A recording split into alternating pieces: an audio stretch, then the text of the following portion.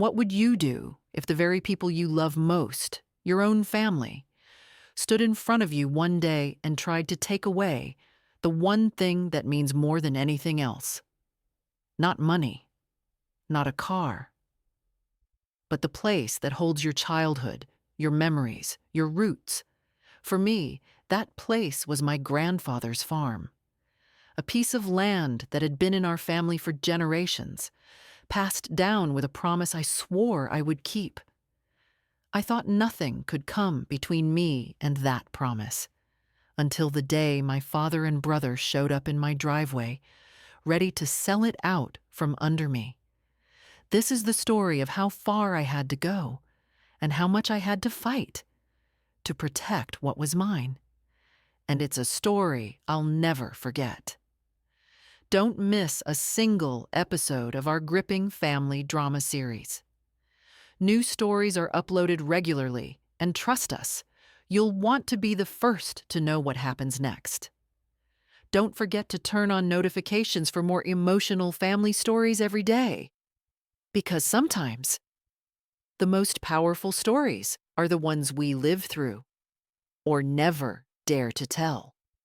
Like, share, and subscribe now to HT Family Drama and become part of our growing community of viewers who believe that the strongest stories come from the heart of the family. If one day the very people who raised you stood in front of you and said, "We're taking what your grandfather left you and giving it to someone else," what would you do? I thought I knew the answer until that morning. It began like the mornings I love most out here in the country: quiet, clean, and unhurried. The first light slipped through the tall oaks behind the porch, laying long golden stripes across the steps.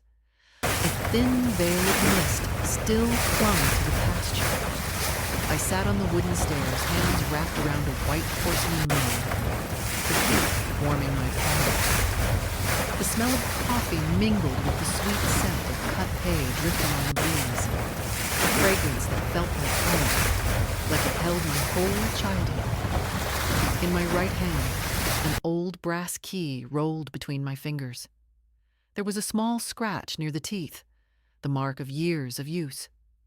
My grandfather, Elias, had placed that key in my hand on my 18th birthday. "This land isn't just property," he'd said. "It's a promise, and land remembers who kept it alive." Those words have never left me. The wind chime, a string of 3 tin spoons my grandfather wired together, tinkled softly above me. I thought my morning would be simple. Check my to-do list. Make a few calls to the farmers I consult for. I had no idea that within minutes, everything would change. Gravel popped under tires on the driveway. The family's silver pickup rolled in, taking the turn hard and fast. Dust rose in a cloud. My grip tightened on the mug, my heartbeat thumping heavy in my chest. My father, David, got out first, his jaw locked, eyes set as if he'd already decided the verdict. My mother, Margaret, stayed in her seat, hands knotted tightly in her lap, gaze averted. From the back, Owen, my brother, stepped down in a crisp white shirt, the kind he wore only when trying to impress someone. No wave, no smile. Just a few steps between us, heavy with silence. My father spoke first, flat and direct. "We're selling the farm. Owen's getting married and he needs a place in Louisville." I set my mug down carefully on the step. "Granddad left this to me, in writing. You both know that." He breathed out sharply through his nose. "Family means sacrifice. You don't have a husband. You don't have kids. What do you need all this for? Owen's starting a family. That's where the home should go." My mother glanced at me, then looked away, lips pressed thin. I kept my voice steady. "This isn't a joint asset. It's my inheritance. The will is clear." Owen gave a low, dismissive laugh. "You've been sitting on this place like it's a trophy. Let it do some good. It already does, I said. It keeps me grounded. It honors him. My father lifted his chin, the way he does when a decision's already been made. We've spoken to people. There's interest. Be cooperative. And it goes smoothly. Something inside me cracked and ignited all at once. It wasn't just anger. It was the sting of realizing I'd just lost something I thought no one could take from me. The sense that my own family would never turn on me. I didn't know it then, but that morning was only the beginning. The fight to keep what mattered most had just begun, and it would be anything but gentle. After they left that morning, the silence felt different. Heavier, almost brittle, like one wrong movement could shatter it. I set the mug back on the porch and walked toward the pasture, the brass key still warm in my pocket. The fence line had always been my path when I needed to think. The rails, weathered and silvered by sun and rain, were smoothed by decades of cattle noses and human hands. As I ran my palm along them, I felt the same ridges and grooves I'd felt since I was a child, walking here with my grandfather. The latch on the pasture gate clicked open and closed under my thumb, still solid, still dependable. The air carried the sweetness of hay and the faint metallic tang of the old windmill. My boots brushed through dew-soaked grass, each step leaving a dark print that slowly faded back into green. I could see the house from here, the stubborn patches of original paint clinging to the siding, the windows my grandfather had cleaned every spring himself, even when his hands had started to tremble. Elias had called this place a promise, not a property. I could still see him in the late light of summer, leaning against the porch post, cap pushed back on his head, smiling at me as if he knew I'd understand one day. Land remembers who kept it alive, he would say, handing me that key like it was a secret vote of trust. I thought about the summers when I was little, running barefoot between the barn and the creek, my pockets full of smooth stones and my hair tangled from the wind.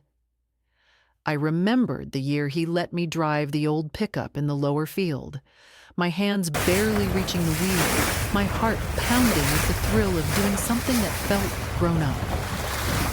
I remembered the sound of his laugh, deep and certain, and how it always made the world feel steady.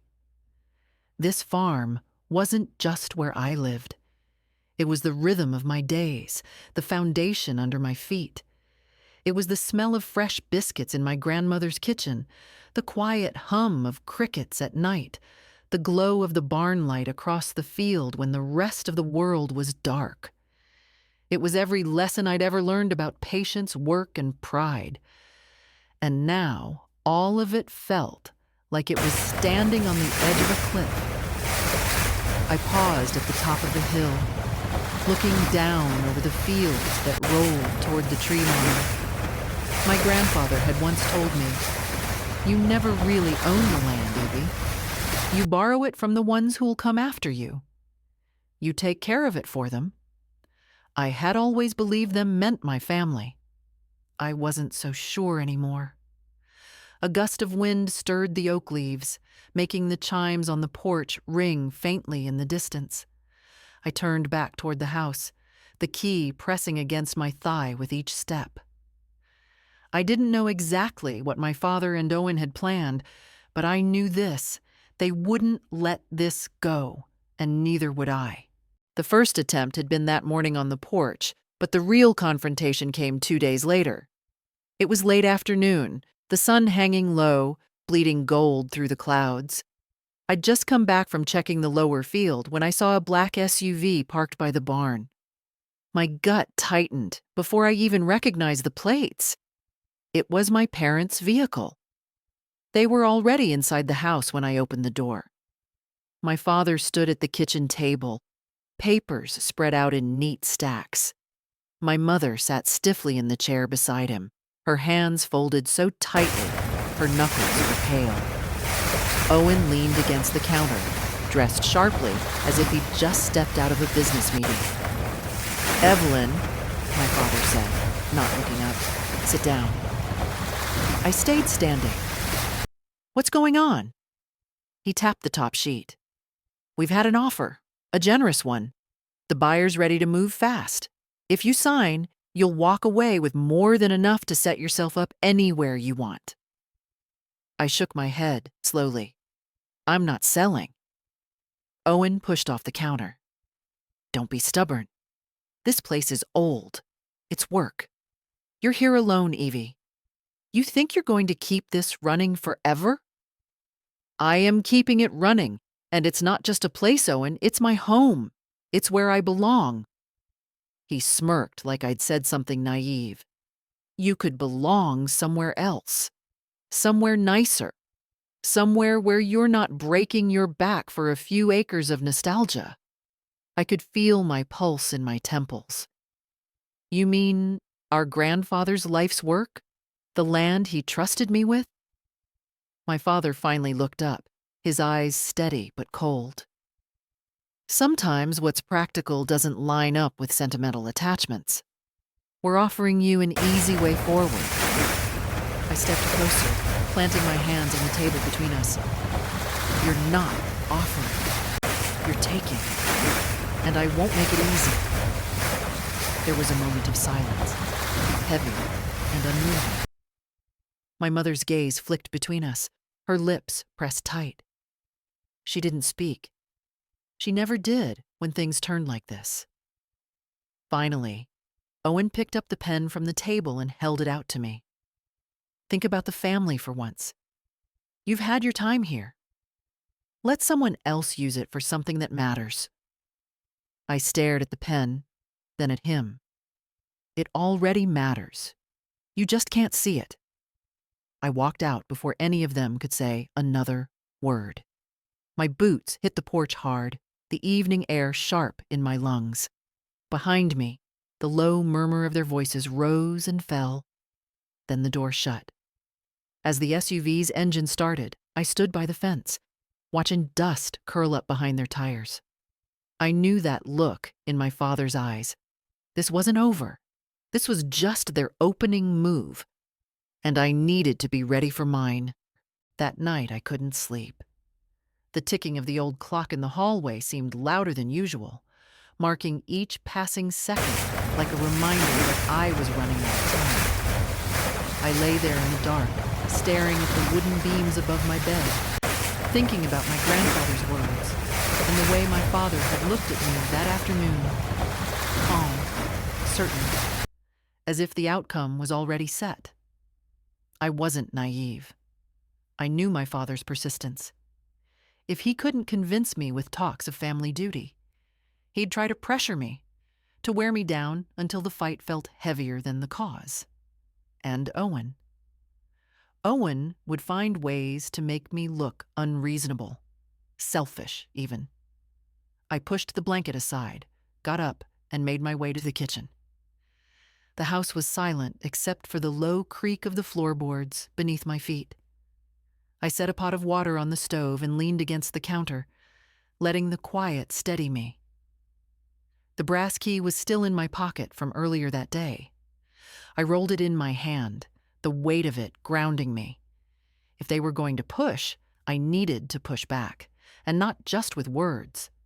I pulled a yellow legal pad from the drawer and began listing everything I could think of that tied me to this place. Tax records, the will, my name on the deed. But this fight wasn't going to be about paper alone. This was about proving to them, to anyone, that this land was alive, necessary, irreplaceable. The next morning, I walked the property with my notebook in hand, jotting down details. The beehives near the orchard, the small vegetable garden I'd expanded last spring, the hay I sold to neighbors each fall. Each thing wasn't just sentimental. It was functional, proof that this farm was more than a patch of land sitting idle. Midway through my walk, I paused by the barn and looked toward the old oak at the edge of the pasture. Beneath it was the wooden bench my grandfather had built. I sat there for a while, breathing in the earthy scent of the damp grass, letting my mind sift through memories and possibilities. Names started to form in my head. People I trusted, neighbors who'd known my grandfather, friends who understood the value of keeping land in the family. If I could get them on my side, maybe their voices could carry weight. By late afternoon, I had a plan. Gather support quietly so my family wouldn't see it coming.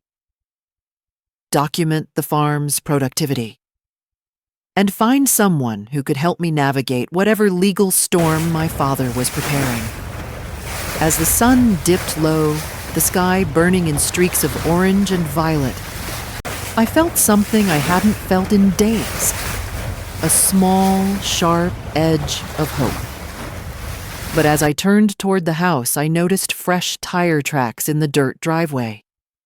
I hadn't heard anyone come in, and that was when I realized they weren't going to wait for my next move. The tire tracks were deep, fresh, and leading straight to the barn. My stomach tightened as I followed them, the gravel crunching under my boots louder than it should have been in the cool evening air. The barn doors stood slightly ajar. That alone was wrong. When I'd been out here earlier, I'd latched them shut. I pushed one door open, and the scent hit me first.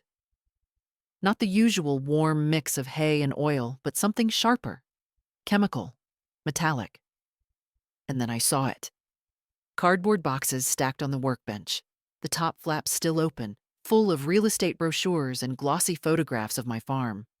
My farm, laid out like it was already on the market. A low sound came from the far corner. Owen stepped into the light, his sleeves rolled up, tie loose, like he'd been working hard at something he didn't want me to see. "What are you doing here?" I asked, my voice low but tight. "Making plans," he said easily, as if this was his barn, his property. The buyer wanted updated photos.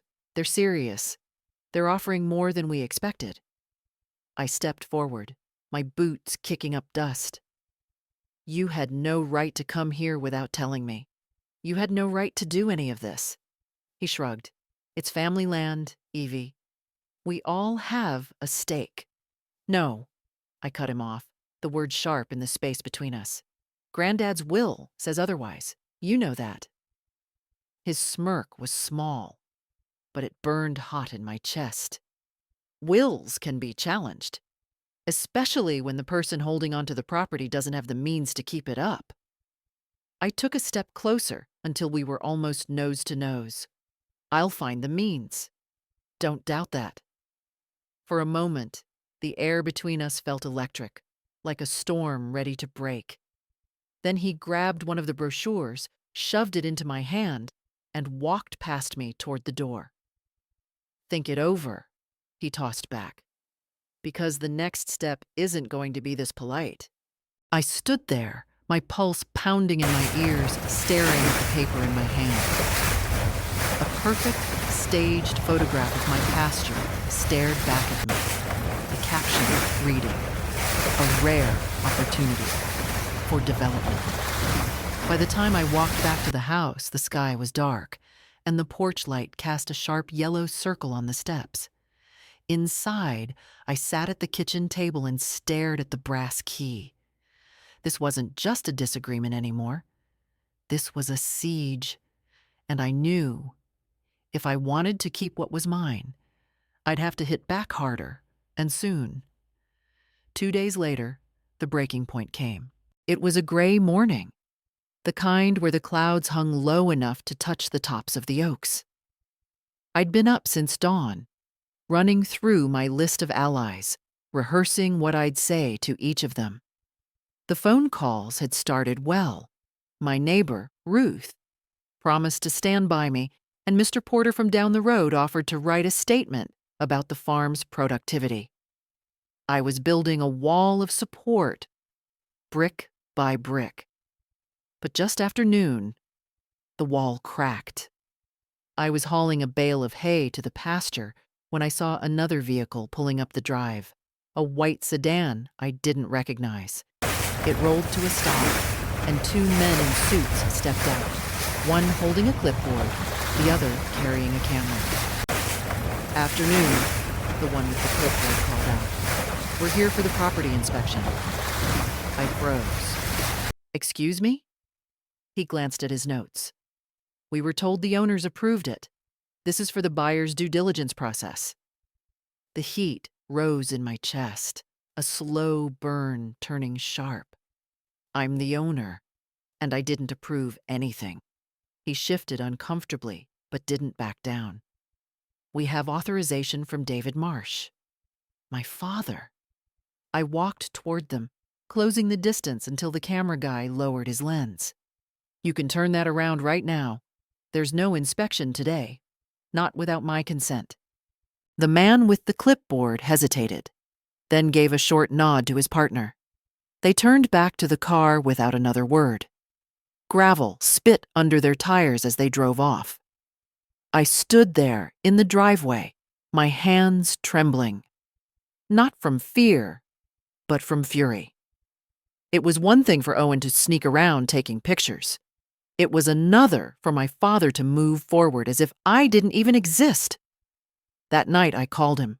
He answered on the second ring. "Evelyn, you had people on my land today." My voice was steady, but I could feel my heart pounding. "I told you. This is happening," he said, calm as ever. "You can't hold on to this forever. You'll thank me one day." "No," I said. "I'll never thank you for this." There was a pause, just long enough to feel like a shift. Then his voice hardened. "You're making this harder than it needs to be." "Good," I said, and hung up. I sat there for a long time, the phone still in my hand, listening to the hum of the refrigerator and the faint ticking of the clock in the hall. Something had to change. If they were going to play like this, I would have to stop reacting and start striking first. And the next move? It was going to be mine. By the next morning, my decision was made. No more waiting, no more answering their moves. It was my turn to go on the offensive. I called Ruth first. "Can you come by around 2? Bring anyone who'll vouch for the farm." She didn't ask questions, just said yes. Next was Mr. Porter, then the Johnsons, and a handful of others who'd known my grandfather and this land for decades. I told them I needed their signatures, their statements, and most of all, their presence. At exactly 2 o'clock, trucks and cars began lining the drive. Boots hit the gravel, voices carried over the yard. We gathered under the big oak near the pasture, the bench my grandfather built, serving as my stand. I read aloud a statement I'd written the night before, my voice steady but strong. This land was entrusted to me by Elias Marsh with the intent that it remain in the family and in use as a working farm. It is productive, it is sustainable, and it is home. Not just for me, but for the community it serves. One by one, my neighbors signed the petition, their pens scratching on paper like small acts of defiance. I was still collecting signatures when the silver pickup pulled in. My father got out first, Owen right behind him. They stopped short at the sight of the crowd. "What is this?" my father asked, his voice sharp. "This," I said, holding up the petition, "is proof that you're not taking this land without a fight. Not from me, not from them." Owen took a step forward.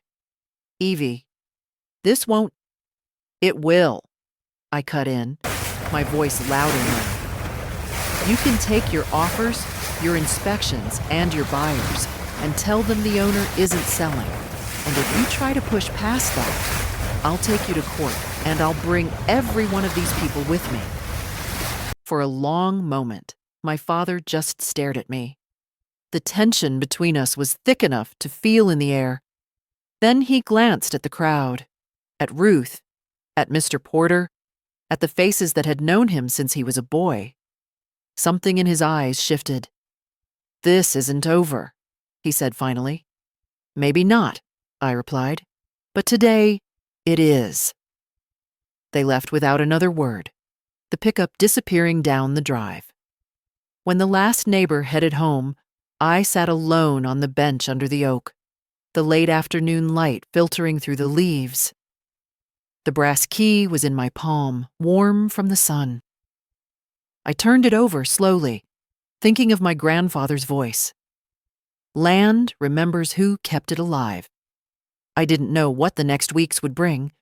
Maybe more pressure, maybe another fight. But for now, the land was still mine. And as long as I had breath in my body, it would stay that way. Sometimes the hardest battles aren't fought with strangers, but with the people you thought would always stand beside you. I learned that family can be both the hands that lift you up and the ones that try to pull the ground out from under you. This farm, my grandfather's promise, was never just dirt and fences. It's the smell of fresh hay in the summer, the quiet hum of crickets at night, the way the morning light spills across the fields like a blessing. It's the heartbeat of everything I am. I don't know what the future will bring, but I do know this. As long as I'm here, as long as I can turn this key in the lock, this land will remember who kept it alive. And maybe that's all any of us can hope for. Something worth standing for, worth fighting for, and worth keeping alive. Because some promises you simply don't break.